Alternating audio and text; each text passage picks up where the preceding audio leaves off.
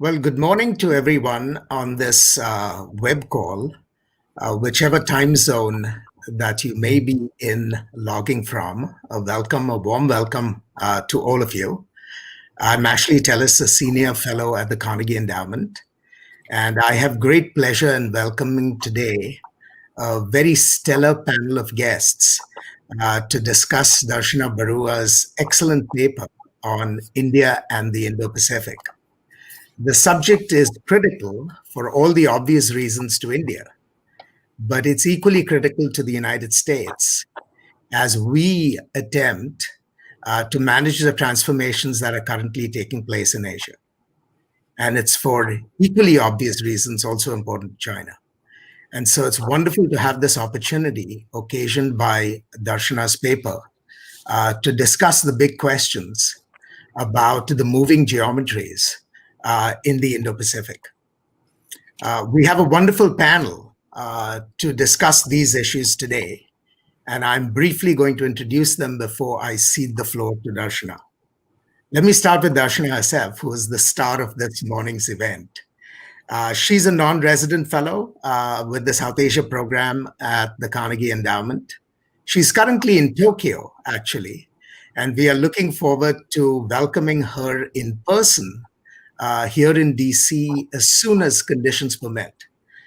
She worked for several years at Carnegie India in New Delhi, and her work focuses on maritime security in Asia. In fact, I must tell you that she's not just an academic, but she's been dabbling in policy practice as well. An event that she hosted many years ago at Carnegie India in Delhi between India, Australia, and France has now yielded the first official meeting between these three countries in the Indo-Pacific. So we are looking forward to welcoming her in person and continuing this stream of research. I'm also delighted to have on this panel today an old and dear friend, Ambassador Shivshankar Menon, who hails from the Indian Foreign Service and had a long and distinguished diplomatic career.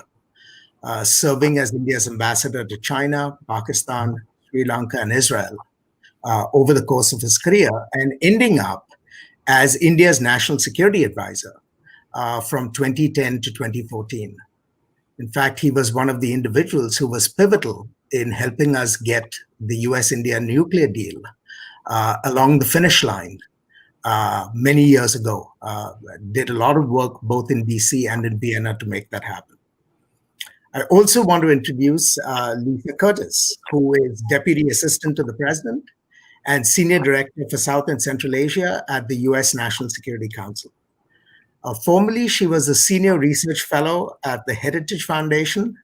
And prior to that, she had a career as a professional staff member on the Senate Foreign Relations Committee, where she served as a special advisor to the then chairman, Senator Richard Lugar, who, for the sake of the historical record, I must also say was one of those key individuals who helped us move the US-India nuclear deal, especially on the Hill.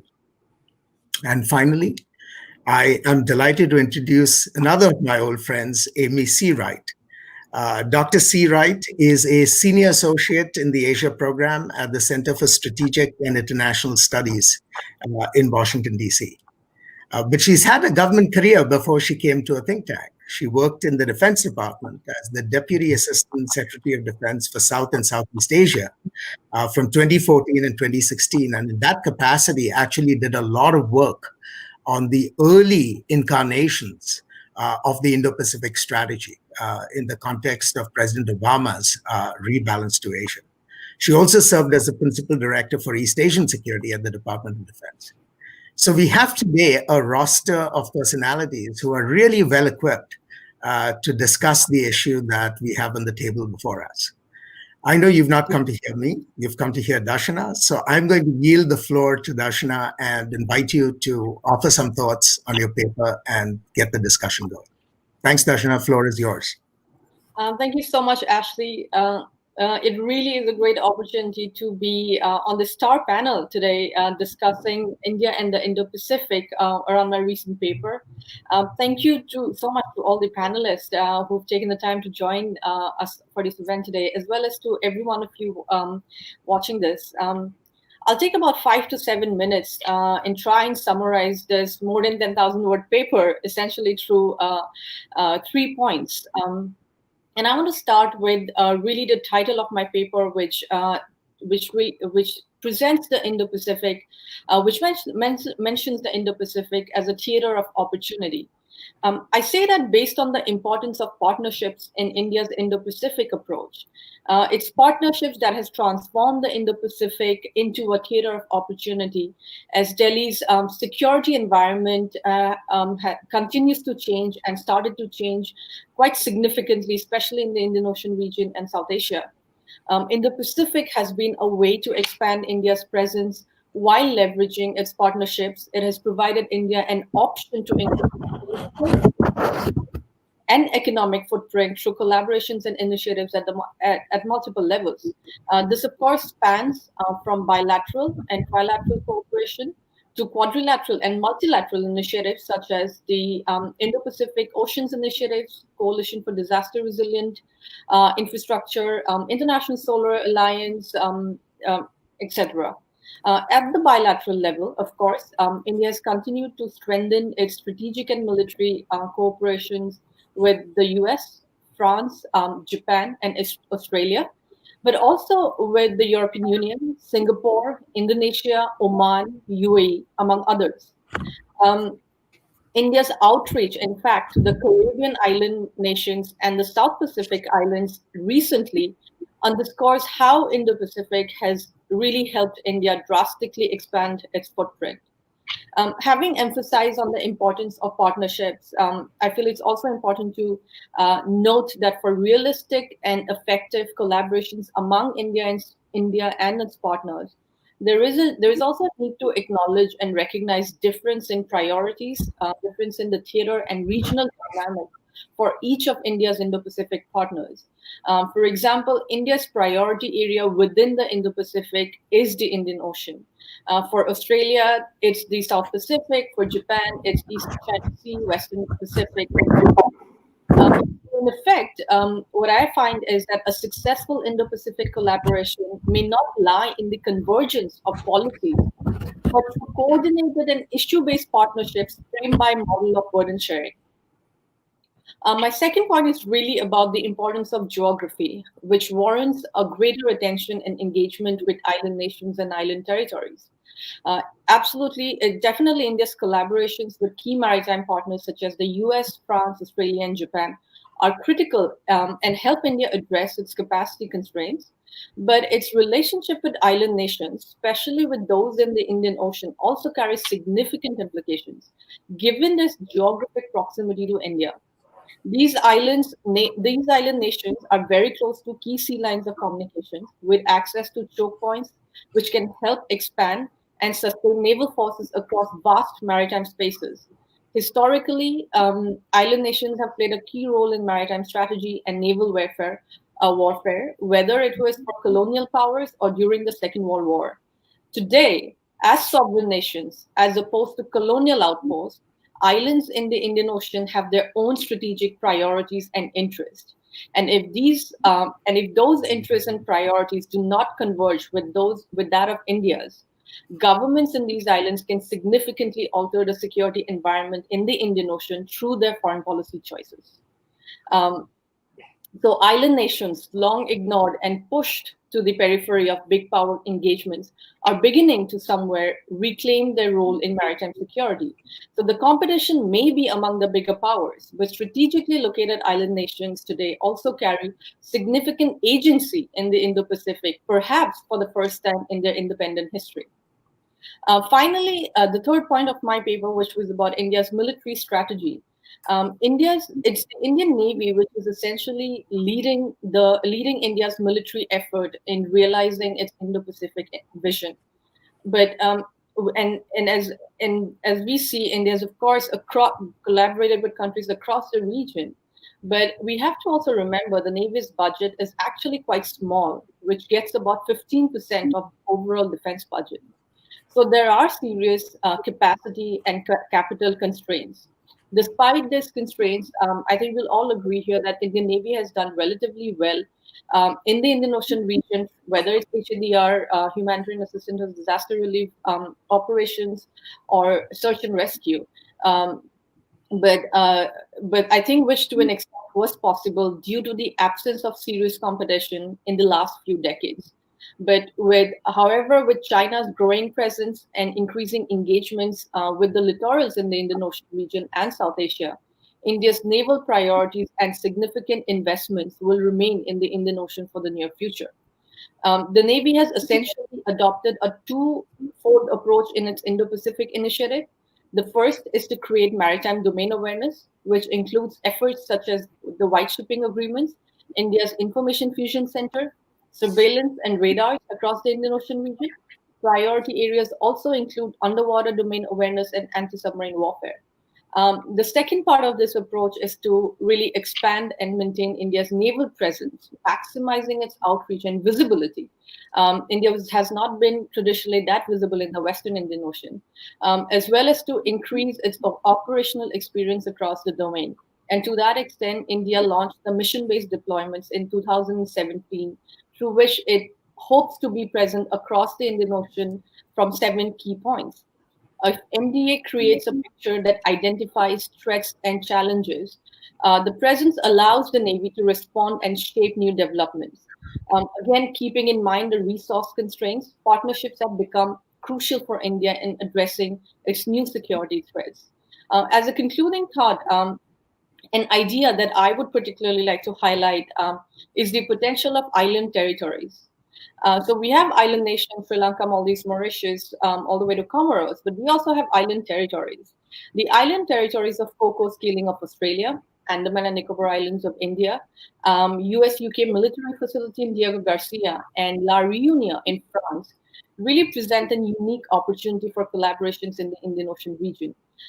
These islands together form a chain across the Indian Ocean, providing access from Malacca and Indonesian Straits in the east to the Mozambique Channel in the west, um, and bring together Guam, Okinawa, and Hawaii that extends into the larger Indo-Pacific. These islands also address India's security concerns and priorities, be it presence, be it surveillance, be it MDA or ASW, with common platforms like P8s, regular maritime exercises, and logistic facilities agreements, such as LEMOA that we have with the US. There are new set of options and opportunities available to India as it looks to address its concerns through its partnerships in the Indo-Pacific. Not to mention, the option to be present from these island territories expands India's presence and capabilities across the Indian Ocean region significantly, despite its limited resources, which does not require new funding into building infrastructure. It really is about finding new areas for collaborations in the Indo-Pacific, which makes it a theater of opportunity for New Delhi. I'll stop here and look forward to Q&A. Great. Thank you, Darshana. Let me invite Ambassador Menon to offer his thoughts. Or maybe I should invite Lisa, actually. That might be a better thing to do. Lisa, why don't you go next and give us your take on how the US sees India in the Indo-Pacific? Okay, well, thank you very much, Ashley, for inviting me here today in the Carnegie Endowment. I'm proud to say that Ashley and I were colleagues in a former administration, in the Bush administration. And certainly in my current role at the NSC, I still very much rely on Ashley's wise counsel, his unparalleled strategic instincts about this region generally and about US-India relations specifically. And it's also a delight to be here on this panel with old friends Amy Searight and Shivshankar Menon, both of whose work I admire greatly. And it's nice to meet you, Darshana, and congratulations on a very well-written paper.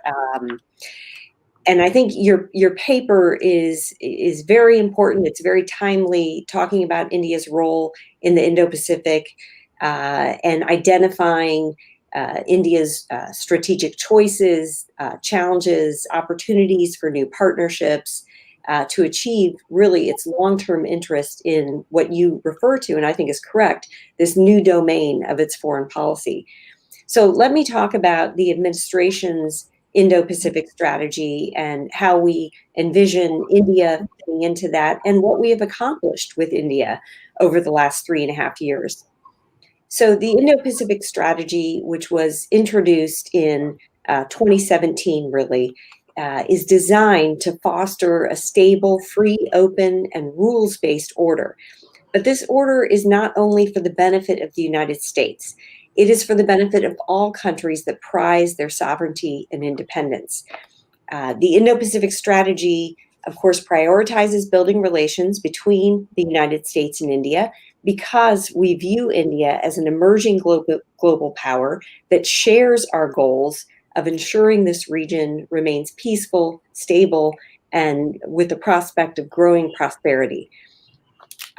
So our strategic partnership with India is really founded on shared commitments to freedom, democratic principles, and the rule of law.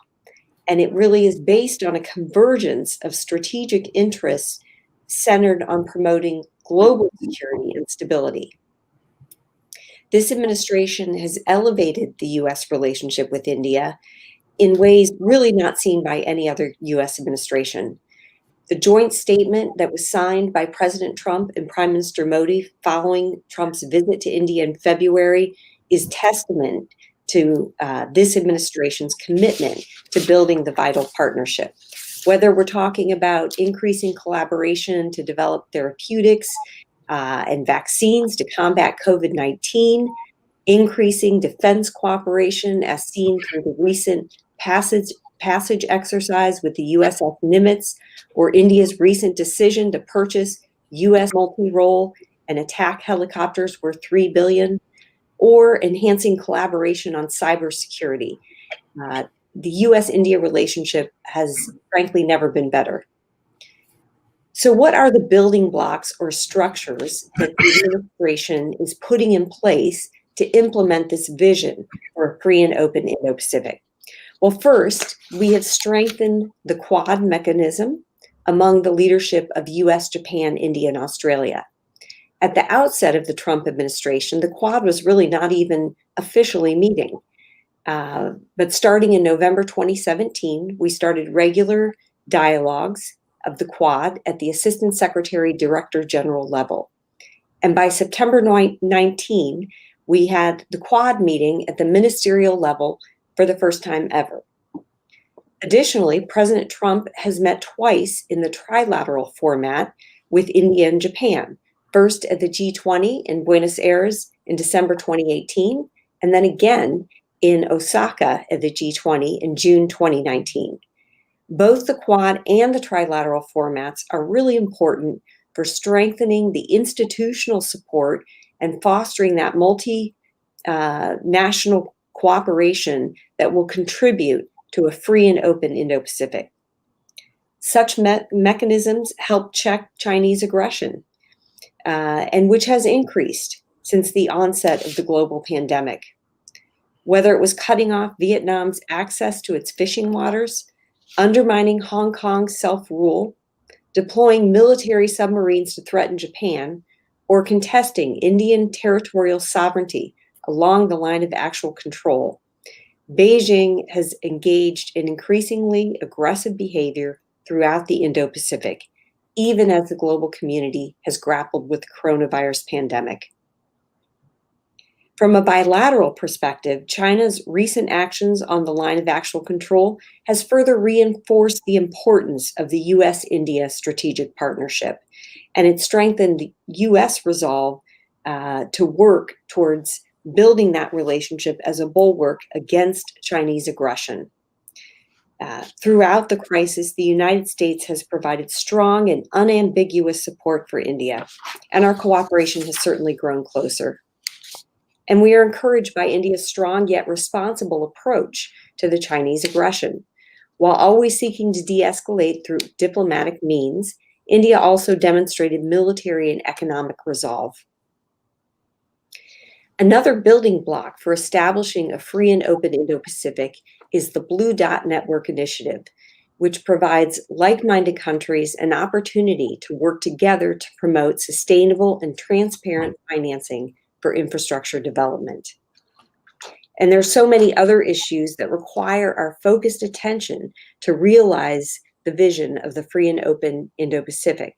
These include things like developing and promoting trusted digital networks, examining global debt solutions that provide alternatives to countries that are vulnerable to economic predation. Lastly, it includes developing reliable and trusted supply chains for critical technologies so that countries are unable to use economic coercion to achieve their military and strategic ambitions. The United States and India, two democracies with educated entrepreneurs, can be the leaders in addressing these challenges and reshaping global supply chains to provide global resilience. So in conclusion, I would say I agree with Darshana's final analysis that Indo-Pacific collaboration will be based on a fundamental principle that we need a free, open, rules-based Indo-Pacific region where countries can maintain their sovereignty and independence. However, that doesn't mean that our policies will be identical, and we should accept that we will have differences, policy differences, differences in policy priorities. Rather, we should focus on issues where we do have converging interests and operationalize our cooperation around those specific issues. So with that, I will turn it over. Thank you. Thank you, Lisa. That was great. Shankar, let me invite you to offer your thoughts at this point. Happily. Thank you, Ashley, and thank you for having me, and thank you, Darshana, for giving us such a good paper. I think that explains the quality of this panel, actually. It's good to be among friends and in such distinguished company. What for me was music to my ears was what you said about partnerships and issue-based partnerships, because that's been my mantra for some time, not just for maritime security, but about issue-based coalitions of the willing, rather than trying to construct some big security architecture in the whole Indo-Pacific, Asia-Pacific, whatever term you want to use for the entire area, the entire region. Now, and I particularly like the fact that your paper comes at a time when the geopolitical significance of the Indo-Pacific has really changed. I mean, quite unlike the Cold War, when frankly, South Asia, the Indian Ocean region were a sideshow, which had its advantages for some people. But I think today, if you look at the primary focus of great power contention, this is it. It's the Indo-Pacific, it's the seas near China, basically, which is the primary focus of contention. And even though for each of us, the primary theater may differ, I mean, whether it's the Western Pacific for the US, whether it's the seas near China for China, of course, for us, the Indian Ocean region, the fact is these are linked and we can no longer treat these as separate. And I think your paper makes that point very well, that we need to cooperate, we need to work together, even if we come with slightly different emphases. And for me, what is most impressive is if you look at the last 15 years, the way congruence has grown between so many of us. And I don't mean just the greater powers, the great superpower, I mean the US, of course, Japan, Australia, India, the Quad. But I also mean other countries in the region, Vietnam, Indonesia, Singapore, and many of the members of ASEAN. And as you said, the agency that the island territories have now acquired. But I think we also need to recognize that what we are doing here, what we should be doing in this partnership, is more than just responding to China, to the rise of China and to China's presence in the region. China's presence in the Indian Ocean certainly is a combination of both pull and push factors. China's pushing, but part of the agency that the island territories that other countries acquire is precisely because of Sino-US contention, India-China relations getting much more adversarial. It creates space for them, frankly. And I think we need to accept that when we design the initiatives that we are talking about. And I think what you've said in the paper is very true. But partly, I think we need to, I think we're all agreed now, finally, we've got the Quad back up on its feet. In fact, actually, Quad Plus working. I think we have the institutions in place. But I think what we need to do now is not just secure and think about a free and open Indo-Pacific, but I think we need to start working on the rule-based part of it. And the reason I say this is because that is our strength as democracies, as countries who actually believe in an open trading system, as countries, and actually it's a matter of simple enlightened self-interest. And for that, we need a slightly more flexible, more open. I mean, I think, frankly, East Asia Summit is a good place we should be using it or leveraging it because it does include many of the major actors. Otherwise, what you've said about MDA, about Indian, mission-based deployments and the new pattern that's emerging, I think that's absolutely spot on. I do, however, think there is a particular Indian dilemma, which I think some of our other partners in the Indo-Pacific maybe don't have, and that is this linkage between continental and maritime strategy. We have a huge argument going on in India, debate, I suppose is the polite way, between those who think that we have maritime solutions to our continental problem with China on the land border, and those who think this is crazy, that you can't blockade Malacca because of what happens in eastern Ladakh. I'm putting it very crudely. But India has always had this problem of originally of sea blindness, of being continentally fixated. At one stage, I think we ran the risk of overcompensating, let's say, a few years ago, going the other way, but of finding the right balance between these two and of working out the linkage between the two. So for me, the Indo-Pacific strategy is a part answer to India's China problem. But it's a critical part. And this is why it seems to me that the future is bright, that there will be much more happening in this area than we have seen so far.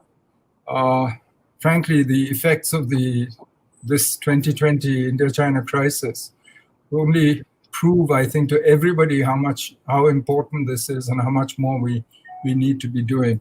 So I actually think your paper should end up as a book and grow in the months to come. I'll stop there, and maybe we can come back to some of these issues of the balance of power and the sorts of threats to a free, open, and rule-based Indo-Pacific that we see in the future. Thank you. Thank you, Ambassador Menon. I think there's between what Lisa and you put on the table, we actually have a rich menu of material for a conversation. Let me bring Amy Searight into this discussion, and then we will open it up to at least a few minutes of conversation among ourselves. Amy, please. Thank you so much, Ashley. Thank you for inviting me to join this forum. It's great to be with old friends and mentors, and with Darshana, who is a rising star in this field, as is clearly shown by this really excellent paper. I want to make 4 points that came out of reading Darshana's paper and builds on some of the points that Ambassador Menon and Lisa have made. First, on the Indo-Pacific construct, I think this construct, the Indo-Pacific, is here to stay, both as a geopolitical construct and as a strategic and policy framework for the major countries in the region that we've been talking about. We've seen structural changes in the bureaucracies in India, as Darshana's paper talks about, but also in Japan, in Australia, and in the United States that reflect this new embrace of the Indo-Pacific. And to go into electoral politics in the United States for a moment, since we're coming up on an election. Of course, we don't know what's going to happen on November 3rd.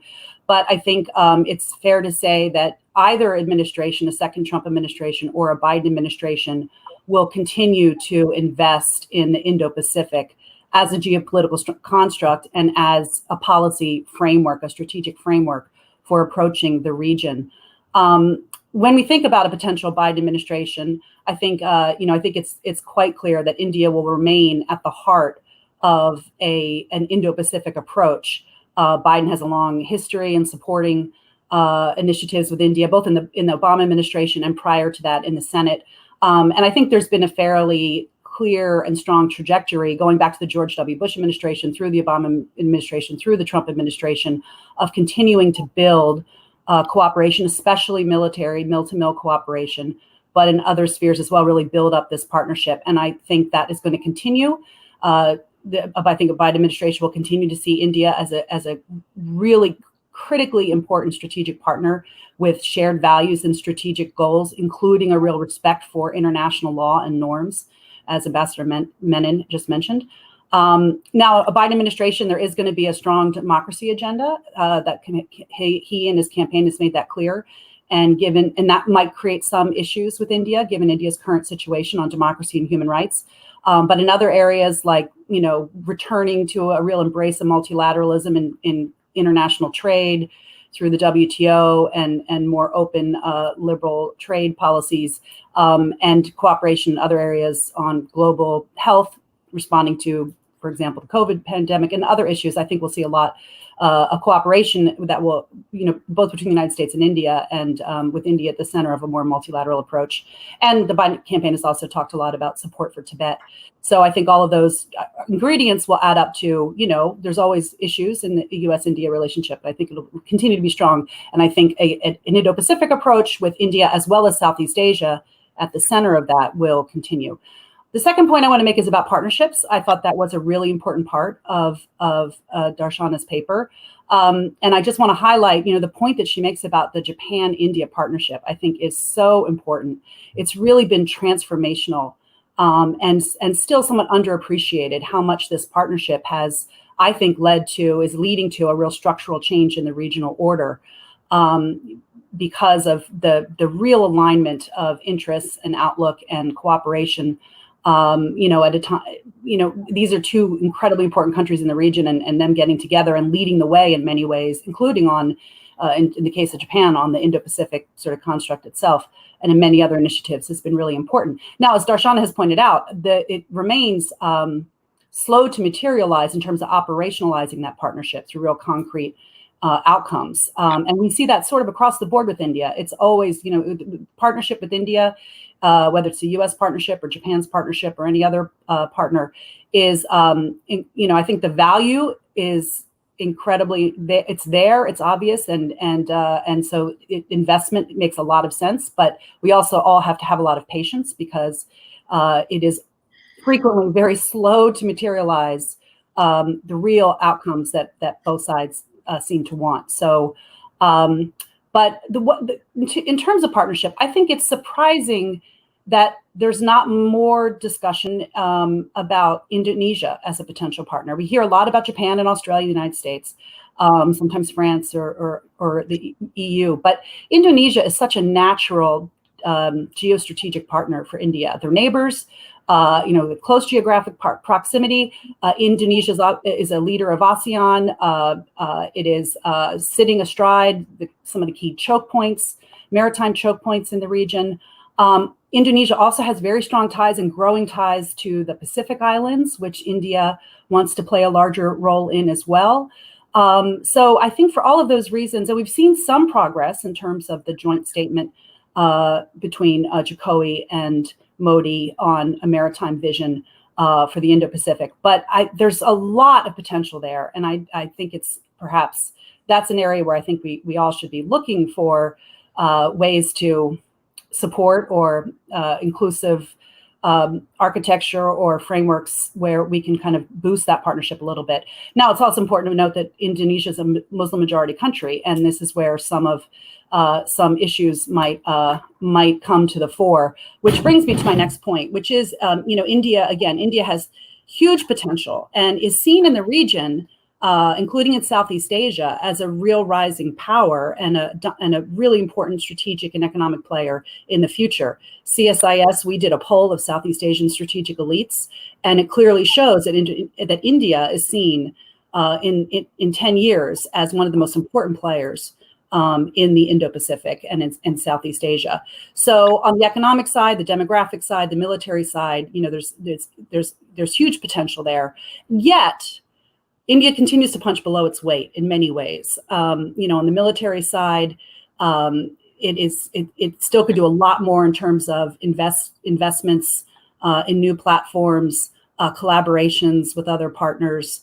On the diplomatic side, India has really started to show up more to many key events in the Indo-Pacific and Southeast Asia, for example, ASEAN-led forums. India is sending more senior leadership and having more of a voice, and that's really important. But there's still a long way to go there as well to shore up India's real diplomatic presence and to do more to embrace the kind of cultural roots that India has throughout the region.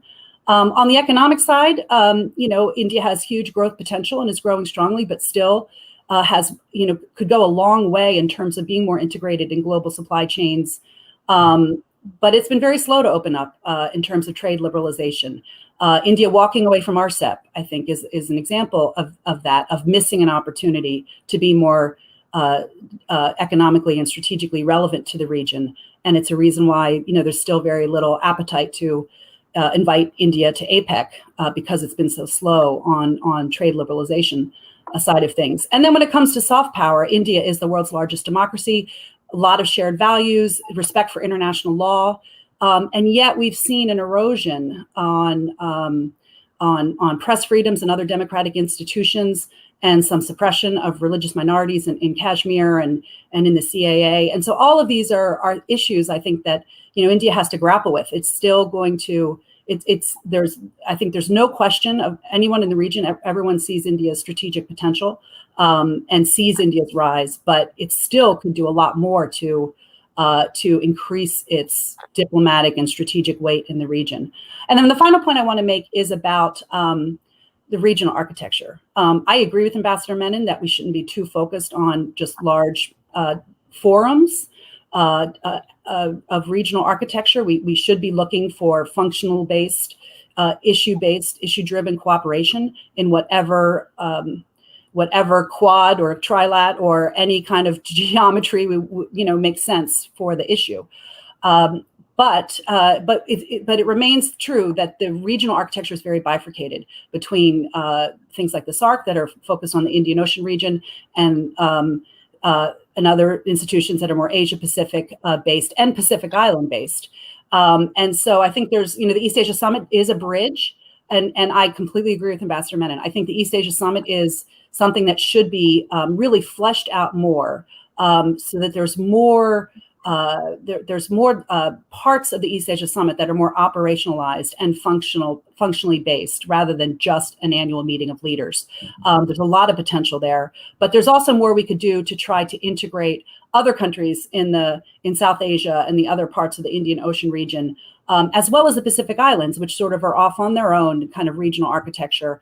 And I think if we're really going to embrace the Indo-Pacific as an important and sort of seamless strategic construct, we have to do more. We have to be more creative to find ways to, if not integrate all of these into one big, big summits aren't all that useful either, as we've seen, frankly, with the ASEAN Regional Forum.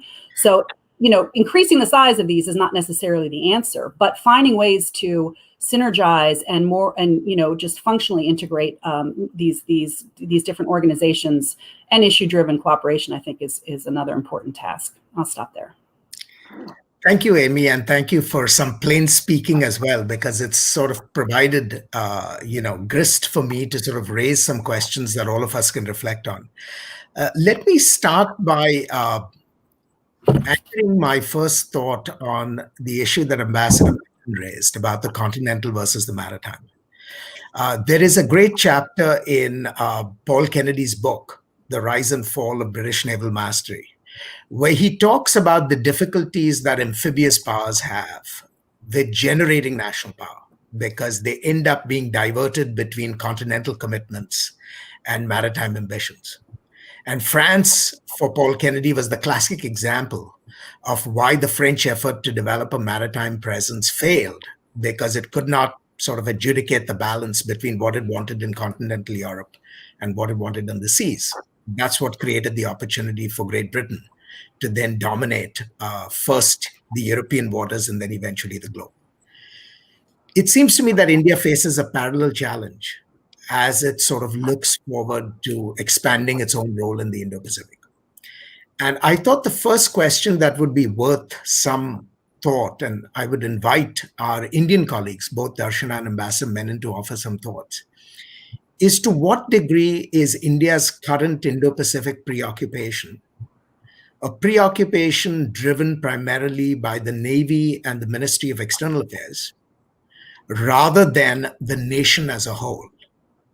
Because it seems to me that if you do not get a whole of nation commitment for whatever reasons, and some of those reasons may be very legitimate, then the kind of role outsiders expect of India to play, that role may not be realized. And so as we think of India positioning itself in the broader Indo-Pacific, and that includes both the Indian Ocean, of course, the South China Seas, and areas even further east, how do you see India's sort of bureaucratic capacity, its national capacity to address this issue? Shall I? Yes, please. No, Well, you know, you're absolutely right about this needing a national commitment, and I think there's been considerable advance in the way the government of India and the official structures think about this.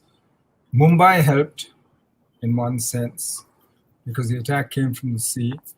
But also, I think, as we've seen our relationship with China get tenser, we've seen the BRI changing the operational environment in which we have to function in right next to us. I mean, whether it's Hamadota, Gwadar, and Kwakpo, and so on. So, yes, there is, I think, increasing talk and serious consideration of the idea, for instance, of a National Maritime Commission, which would try and bring together the national effort on maritime issues.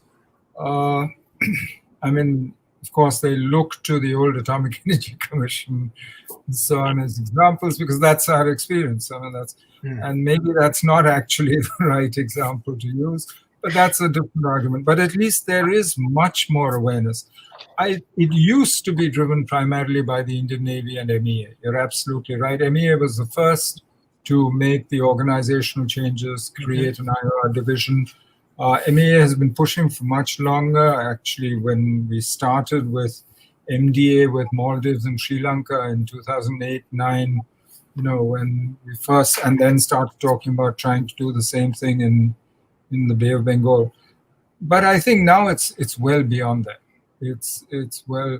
So I am, and certainly in the sort of strategic community, I think it's now accepted. There's that we need to do much more. The real crunch is going to be resources. I think that's going to be the real problem, especially today, post-COVID crash, plus, you know, whatever. And the other problem is what Amy was saying. You can't run an activist political military strategy if you don't back it up with the economics. If you walk away from RCP, if you're not present on the ground economically. And I mean, this is not a problem peculiar to India, I think, but it's something that we need to think through. So for me, that's really where the constraint is more likely. It's no longer in the head. It used to be, but it's now in the wallet. Darshana, do you? Just quickly, I mean, I agree with everything Ambassador Menon said. in terms of, if you even look at the earlier conversation with regard to India accepting the Indo-Pacific construct, it was really limited to MEA and the Indian Navy that was really pushing the idea, and I think so everybody else was kind of on board with it. Definitely, as Ambassador Menon said, 2611 Mumbai really helped. But also, I think the recent kind of relationship between India and China, starting from kind of, recent months, especially after June, has really brought this conversation about kind of the need for this, that this is an opportunity into the larger public domain. And I think the other thing that has also helped, that maritime security started to become a part of India's foreign policy engagements. That when India started of late engaging with a lot of the countries, maritime security was actually becoming on top of the agenda and joint statements. So other agencies, when they're looking at it, because that's an international collaboration or an international statement, and I think that has also somewhere helped with, as we've all mentioned, I think resources capacity will be a real concern. But I also think there are ways to do it, because I think India has signed a number of initiatives and agreements that provide the mechanisms, should there be a political will to actually turn some of these into collaborations, which includes the foundational documents with the United States. I mean, it's interesting that, the resource question becomes so profound when it comes to your commitments. It's a challenge that we have in the United States as well. That is, of course, we are a richer country and a more powerful country, but it's not like resources are unlimited, right? So the question is, how do you apportion scarce resources and multiply them? And that's where I thought Darshana's emphasis on partnerships was something that applies equally to us. That particularly when we are constrained by various other commitments, the issue of partnerships becomes central. So the question that occurs to me, and I want to pose this to both Lisa and to Amy, is when we think of a partnership with India in the broader Indo-Pacific, or even the Indian Ocean to start, how willing would the United States be to contemplate a genuine division of labor? Because if partnership is to have meaning, right, at some point, we've got to go beyond simply duplicating each other's activities. We actually need to sort of apply the principle of specialization, which is sort of, we understand its logic in economic theory, also to defense and security. Would the US be open to the idea of India taking more responsibility, assuming it can solve the capabilities questions and the resource constraints, to actually do things for us and for itself? How do you think of this issue? It's open to either of you. So, well, I'll jump in first. Absolutely, I think obviously. That's not a comfortable position for the United States to be in, to cede certain kinds of responsibilities, although we already do in many ways. We have a lot of division of labor, especially in the maritime space around the world. Take one example, the Pacific Islands. We do a lot of division of labor with Australia and New Zealand. We each have our sub-regions where we have closer relationships and more responsibilities. But if a super cyclone hits Vanuatu or some other place that's outside of Micronesia, the United States relies heavily on Australia or New Zealand to respond, and we don't all try to get in each other's way and all rush to be there so we can all show the flag. I can see a lot of that kind of HADR, humanitarian assistance, disaster relief kind of cooperation with India on a more coordinated basis with more operationalized engagements where we can really practice how we work together and perhaps mutually improve skills or understandings of local situations. We certainly did it in the 2004 tsunami, and that's a great starting point for doing more in that space. And frankly, this is an area where I think again we've talked a lot about doing more in this space, but real concrete action to operationalize more coordination has been very slow to materialize, and that's something we could look to ramp up.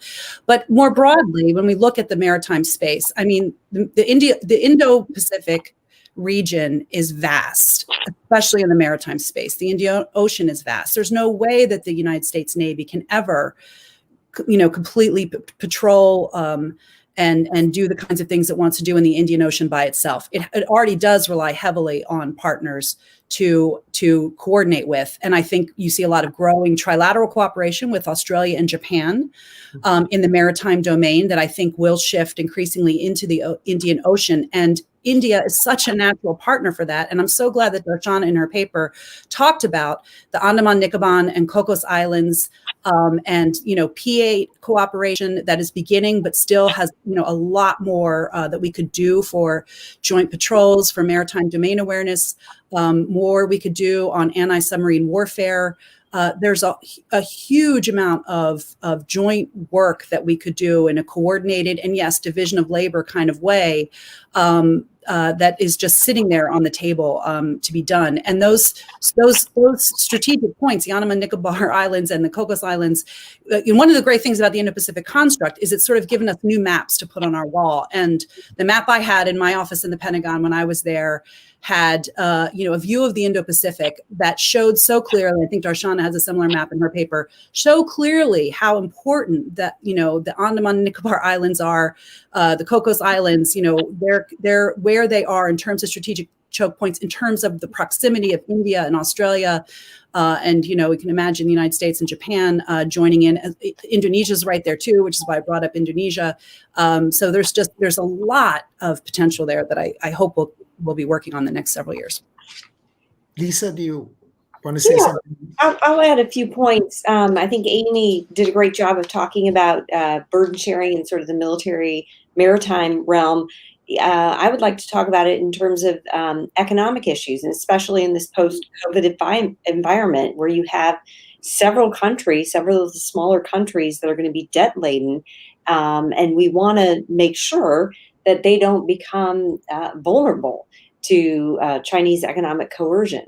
So I think there is a motivation to want to cooperate among the countries, particularly the Quad countries, to see what we can do to facilitate this situation and ensure that we continue to drive toward that free and open Indo-Pacific and support some of the other countries in this way.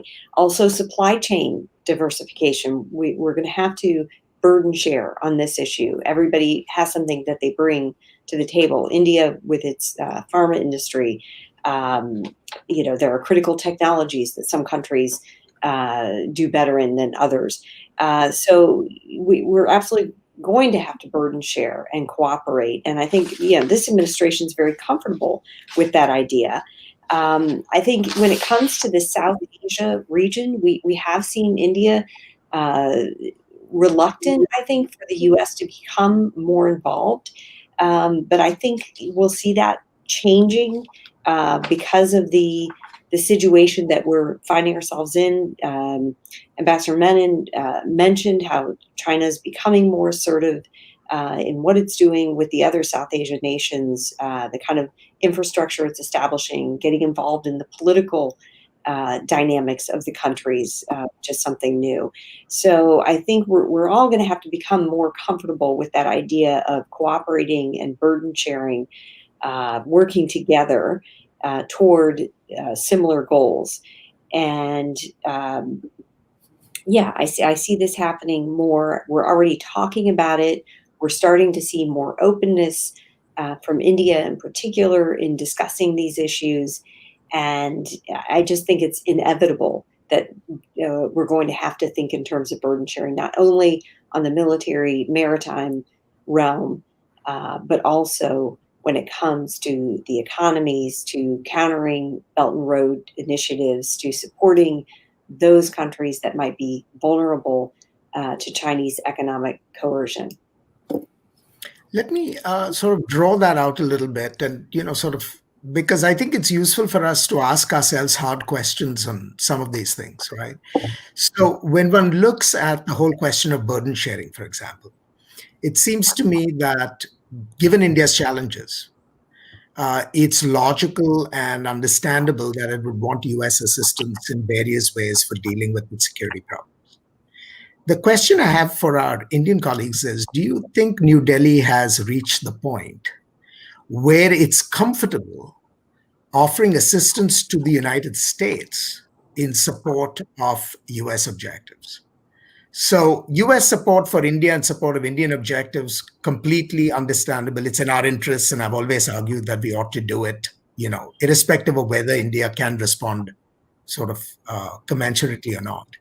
But going forward, I think given the pressures on the US itself and our inability to sort of do everything as we did once upon a time, would India be comfortable making contributions that aid US objectives, whether it be in the area of the economy or, more interestingly for me, in the context of Darshana's paper, whether India would be willing to contribute, for example, in the area of maritime domain awareness, where it might contribute in the area of sort of alliance cooperation with other states in the Indo-Pacific and so on and so forth. I mean, to my mind, the biggest constraints are less Indian capacity here, as India's own psychology and its own sort of sense of itself. Where is India with respect to this question? Can't speak for the government, but for me, I think the time has come. I think many more people would accept the idea that we would start doing things with the US, for the US, that actually US allies would do, without an alliance. I mean, I'm not saying that an alliance is a different problem. I mean, that has a whole host of domestic political connotations. But I think the actual practice of interoperability, of taking on particular roles, and of fitting into a larger common strategy, I don't see that being problematic today. And as I say often, I think we should thank the Chinese for that. Yes, they have given us gifts of which they know not. Darshana, do you want to? Yeah, I agree in terms of actually also what Lisa said in terms of, that there has been hesitation about to see in terms of US doing more in South Asia, because somewhere it feels that it doesn't want to feel overshadowed in its own kind of, neighborhood. I think that somewhere has been a concern, but I think things are beginning to change. We saw the US Maldives Defense Cooperation that was signed just a couple of days ago, and India really welcomed it. And I think not just that, I think India is also looking to do a lot of things together. Sometimes with the US, I think India perhaps might have to test it out with other countries, simply because US is such a big power and it carries somewhere the burden of the alliance that is there in the public's mind, not necessarily a concern for the strategic or the government, but in public's mind. For instance, I mean, I see that India and Japan last week signed the AXA, which is the equivalent of the LIMOA. And it essentially looks at collaboration in Andaman and Nicobar Islands, which is something that India has been so hesitant about, which is something that US has been very interested in. But I think it's going to open up doors that, in a way that where India, instead of directly doing it with the US, is probably going to do it with a country or a partner that is seen much more kind of in a softer hue by the public, which is Japan. No historical baggage. Actually, may I just add, it seems to me one place where we should actually look at this is Persian Gulf maritime security, because India has a huge interest in the secure flow of oil through there.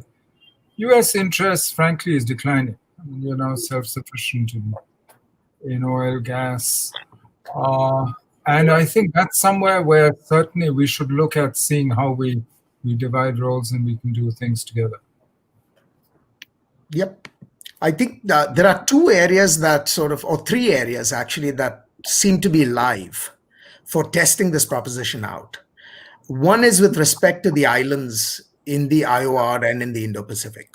Can the two sides actually feel comfortable with what the other is doing? And the two sides here being the US and India, in terms of building island capacities.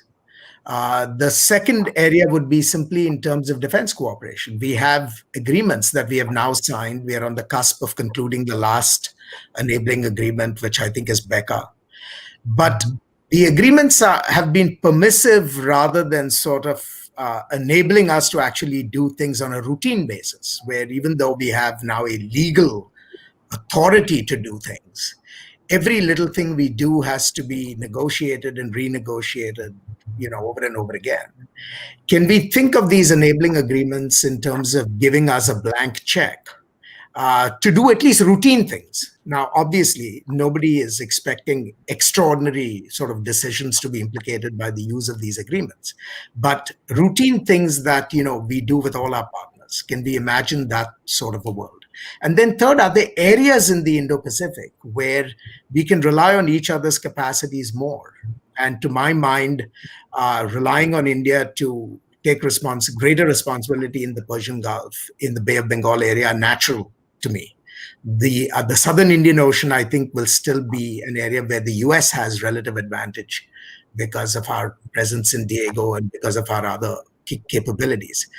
So when it comes to these very practical things, is there reason to believe that the Indian view of the Indo-Pacific will take it in the direction where some of this becomes possible?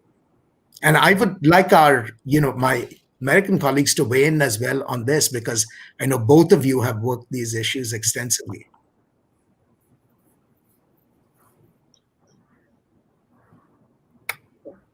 I didn't mean to stun you into silence. So. We agree. So. Okay. You're asking where can we see India taking more responsibility? Yes. When we're talking about burden sharing. Well, again, I think we're starting to see that. India has been helping the Maldives in terms of their economic challenges. Bangladesh as well, looking at Sri Lanka.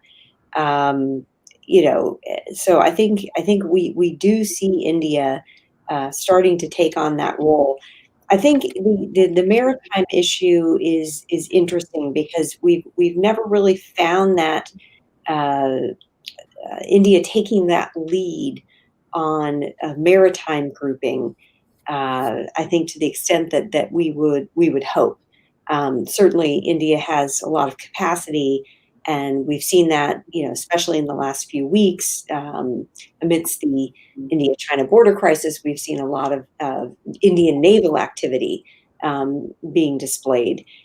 So it's there. I think the capacity is there.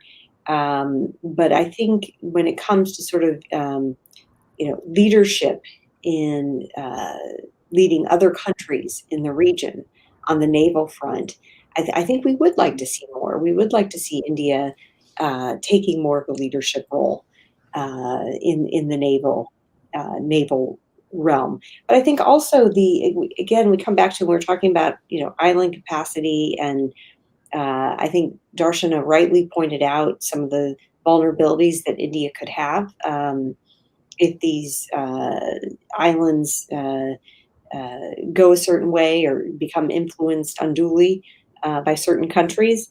But there's still that reluctance for the U.S. to be involved in some of these, islands, and to have more of a role. So I do see India still struggling with wanting to work together with the U.S. and other countries, but also being reluctant and being worried that the U.S. May have too prominent of a role, and especially when it comes to a military role. So I think we see that paradox continue to play out. I don't really have an answer, frankly. Maybe Darshana or Ambassador Menon does, or even Amy. But I see things changing slightly, particularly on the economic front and wanting to cooperate more. But when it comes to the military realm, and because of the U.S. Capabilities, I guess can be sort of overshadowing or overburdening for some, the Indian public or Indian leadership, and that continues to hold us back, I think, from being able to do all that might be possible. Ashley, let me just make 2 quick points. First, just a foot stop on what you said. These foundational agreements that we are finally getting to the point of signing and completing are so important, but they just open up, permissive space to do more, and routinizing our interactions through these agreements, but doing things on a regular basis that don't have to be constantly negotiated and reformulated and reformatted every time. Do more exercises together and routine things is, I think, where we can really expand our partnership, because it creates habits of cooperation and understandings and communication on a mill-to-mill level, and learning that is it's so important. That's what really will operationalize our partnership into something that can be much more collaborative and produce real things that we can either do together or we can do on a division of labor, burden sharing kind of basis. So that's an incredibly important point. And secondly, on, the importance of information sharing and communication is a really important part of all of this. So, it's great that leaders get together and senior level officials get together in various mechanisms now, in trilats and leader meetings and the Quad and other kinds of things. They're sharing strategic outlooks and information in that sense. And that's very, very helpful. There's a lot more that can be done in terms of sharing information, again, which is why some of these foundational agreements are so important, because it allows us to share information much more easily and routinely. And then the kind of information that is shared through mill-to-mill cooperation, the kinds of communication channels that get opened up for just ongoing communication and information sharing is really important in terms of having two militaries that really can work effectively together to identify shared challenges and come up with solutions, creative responses, quick and flexible responses in the case of contingencies or crises or disasters, for example. So we have seen, again, a very positive trajectory over the last decade in terms of the mechanisms that are set up. Some of the working groups that were set up around the naval aircraft carrier, for example, are other examples where our military officials and are getting together and really sharing information and opening up channels of communication that weren't there before. So the more that we can do to build that, I mean, your question is a really good one. I think we don't know yet. A lot does depend on the Indian appetite to move in these areas and how quickly they want to move. And to the extent that we can multilateralize some of these interactions, it's great. We could pull in Japan if Japan has similar foundational agreements, doing routinized things together. That might make it more palatable in a domestic political context for India to move forward on some of these things. These are all areas where I think we're just in the beginning stages, and hopefully we can ramp these things up, and it'll make our path much clearer in a few years of what we can really do together. And I think the experience of the last several months, because of the China-India crisis on the border, has actually validated the use of these agreements, because it's unfortunate that story can't be told, in all its gory detail publicly just yet. But the fact that the US and India have used the agreements to really cooperate and help each other out, to my mind, is really proof that the investments both sides made in getting these things done were worth it. I want to open the floor. I have 3 questions in front of me from our viewers, and I'll address the first one to all of you, and feel free to speak to it as you please. One of our viewers, Khurshid Alam, asked, what is the importance of minnows like SAARC, ASEAN, the Indian Ocean Regional Forum, and BIMSTEC in the broader Indo-Pacific? In other words, I think, how do the smaller regional institutions fit into the larger architecture of the Indo-Pacific? I think this may be a question best answered by our US colleagues, but I would like to hear both Darshana and Ambassador Menon on this as well. Yeah, I think, we've always said that ASEAN is the heart of the Indo-Pacific strategy, the kind of centerpiece and centrality, I think, is the phrase that's used, ASEAN centrality. And of course, Amy can speak more to that. With regard to SAARC, I think SAARC has been underperforming in terms of bringing that region together and having initiatives. And of course, we all know this is largely because of the Indo-Pakistani tensions and preventing that from really moving forward in a substantial way, which is unfortunate because I think there would be opportunities. BIMSTEC is very interesting. I think this is a sort of untapped organization that could be doing a lot more. And we hope to see BIMSTEC become more operational, more active in the future. So I think, it is important to have these, smaller, tighter organizations that we're talking about. And, of course, we remember when the Quad did start taking off, there was a lot of concern by the ASEAN members, oh, it's going to become, the focal point.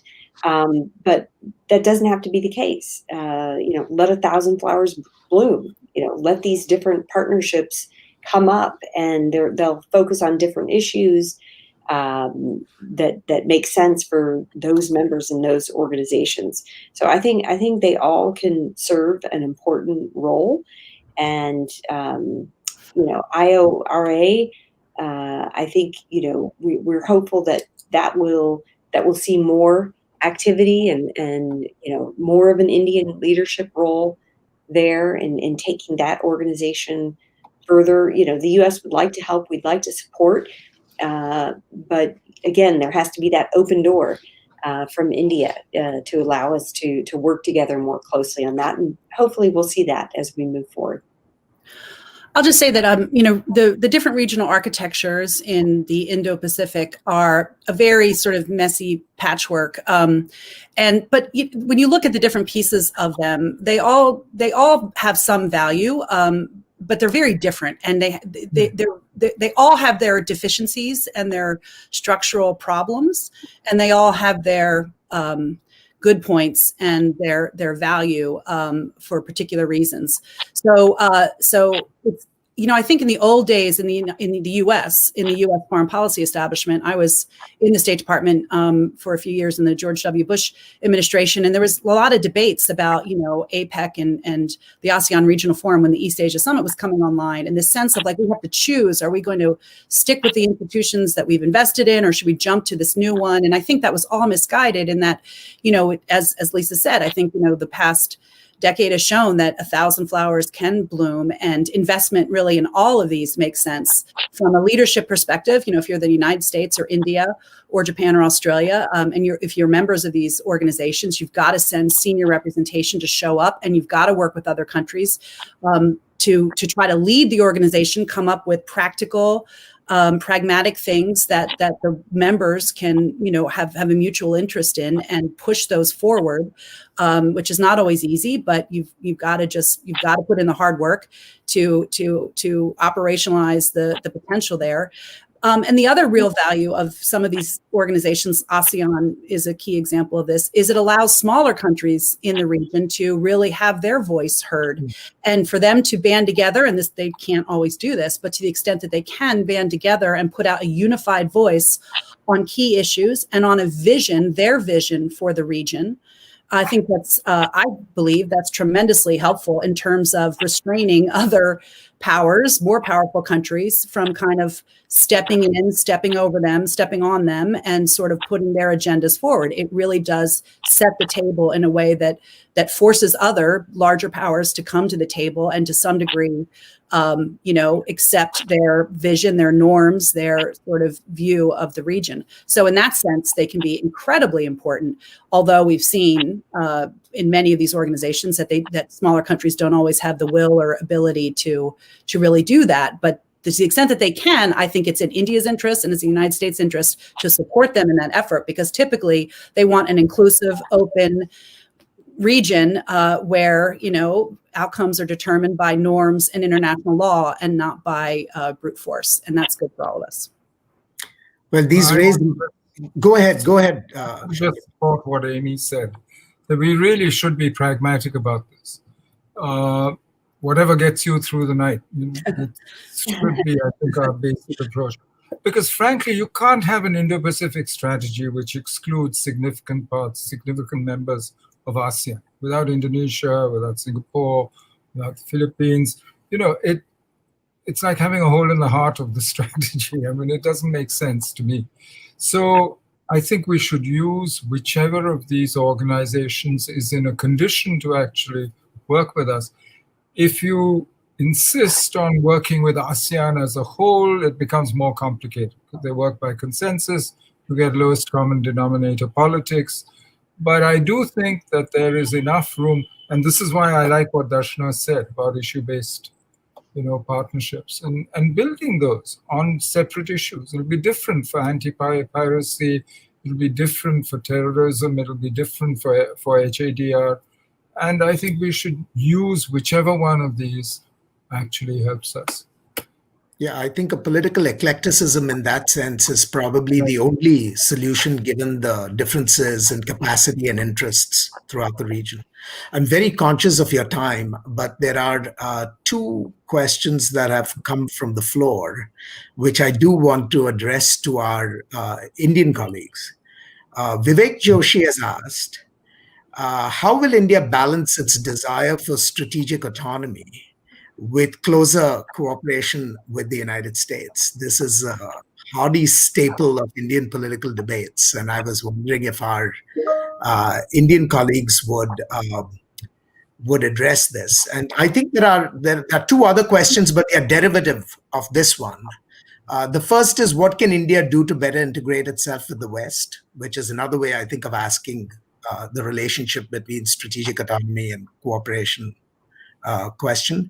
And then the second is, how difficult will it be practically for India to allocate more resources to the maritime space in the years ahead, all things considered?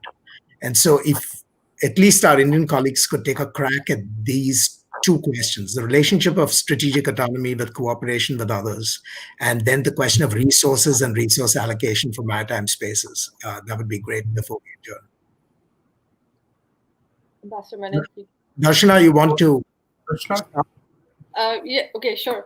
I think on the Ashley, as you mentioned, I mean, it's a huge debate in India, right? Strategic autonomy, anything with the US, especially a couple of years ago.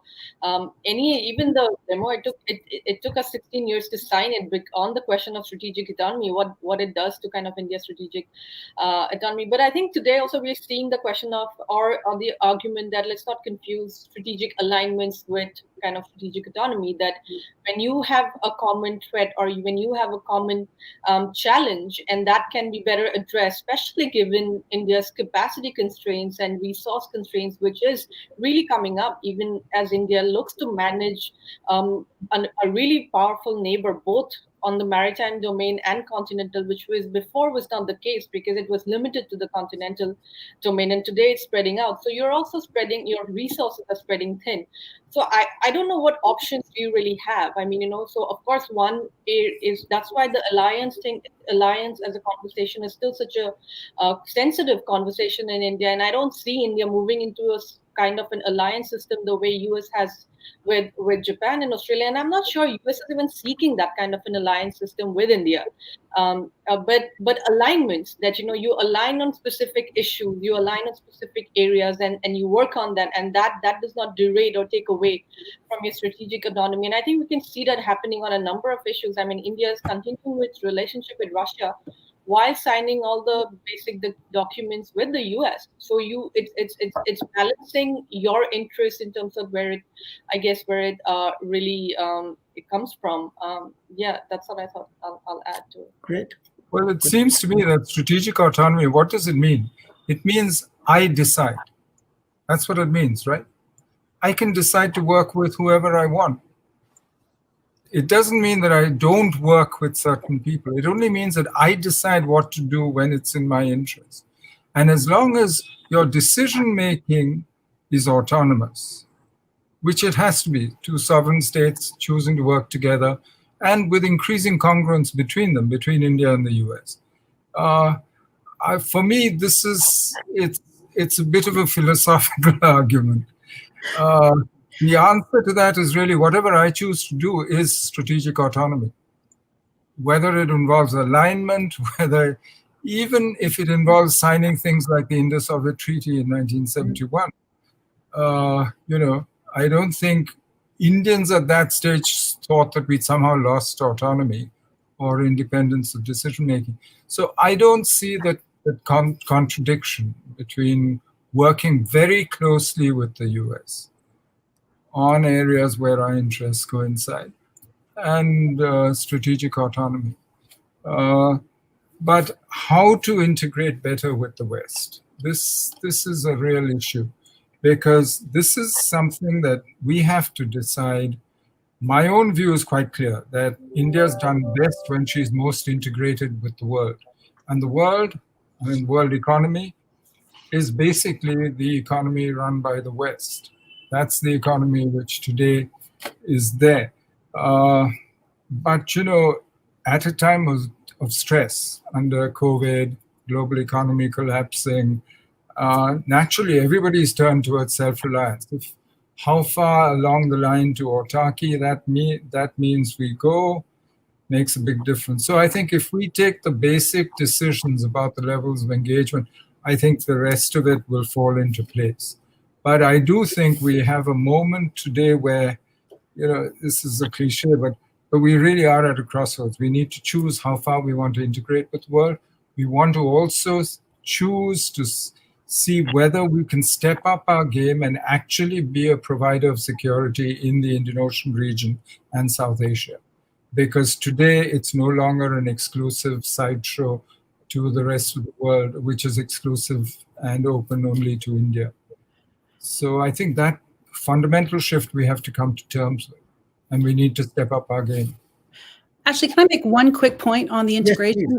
Yes, following on Ambassador Menon's point about economic integration, we always think about trade and investment issues, currency issues when it comes to that, to economics. But I think we are also on sort of a new frontier of the global economy in terms of standards and norms on cybersecurity and the internet economy. There's a lot of talk about a technological war between China and the U.S. and two different, technological kind of ecospheres emerging. But there's a lot of work to be done on figuring out what works for the United States, for the EU, Japan, Australia, and India has a really important voice in this to figure out what are the rules, norms, and standards moving forward in the cybersphere writ large.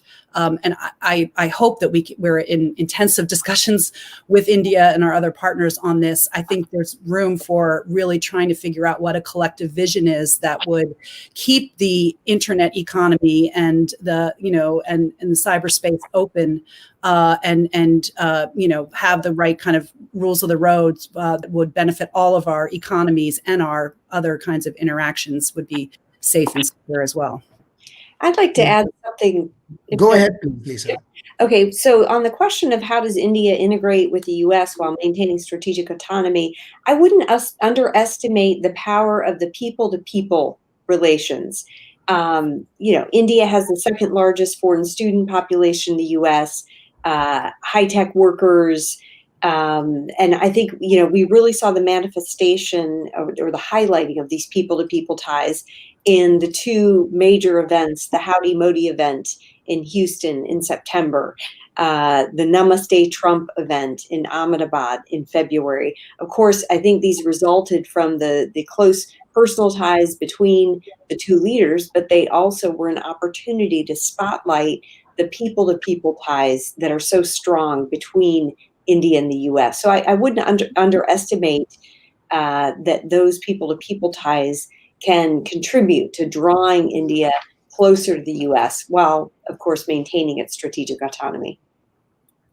Well, on that note, I want to thank all of you for actually giving us, reasons to hope for a deeper cooperation between the United States and India, and between U.S. and India and its other partners in creating an Indo-Pacific space that actually serves our common interests. I mean, there were so many issues that this discussion raised that we could not engage simply because of the pressures of time. And we are already over time if I look at my clock. But I want to thank you all. I want to thank Darshana for taking the time, doing this from Tokyo.